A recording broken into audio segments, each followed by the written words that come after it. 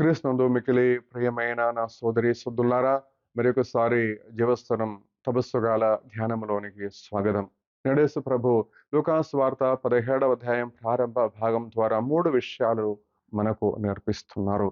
మొట్టమొదటిగా యేసు ప్రభు అంటున్నారు, మీరు పాపం చేయవద్దు. ఇతరులకు పాపం చేయడానికి దుష్ప్రేరేపణ కూడా ఇవ్వకూడదు. నీ వలన ఇతరులు పాపం చేస్తే దానికి శిక్ష ఉంటుంది. దానికి పరిహారం కూడా నీవు చేయాల్సి వస్తది. కాబట్టి జాగ్రత్త వహింపుడు అని యేసు ప్రభు మనకు బోధిస్తున్నారు. రెండవ విషయం, ఇది యేసు ప్రభు బోధిస్తున్నారు. నీ సహోదరుడు కానీ, నీ మిత్రుడు కానీ నీకు వ్యతిరేకముగా పాపం చేసిన తర్వాత మీ దగ్గరికి వచ్చి, అయ్యో నేను పాపం చేశాను, నన్ను క్షమించండి అని చెప్పినప్పుడు నీవు ఆ వ్యక్తిని క్షమించాలి. ఎటువంటి షరతు లేకుండా క్షమించాలి. మరి ఎన్నిసార్లు నేను ఇలాగనే క్షమించాలని అడిగితే యేసు ప్రభు అంటారు, దానికి లెక్క ఉండదు. దానికి లెక్క ఉండదు.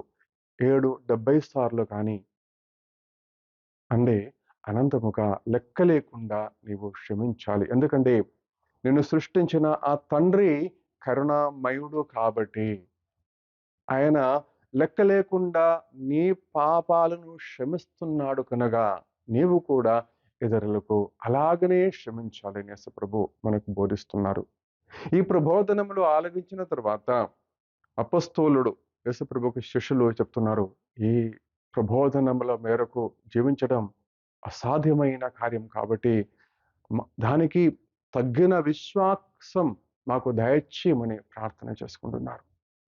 యేసు ప్రభు అంటున్నారు, నీ నాలో విశ్వాసం ఉంచి జీవిస్తే నీకు ఇది సాధ్యమవుతుంది అని కూడా సాధ్యమవుతుంది.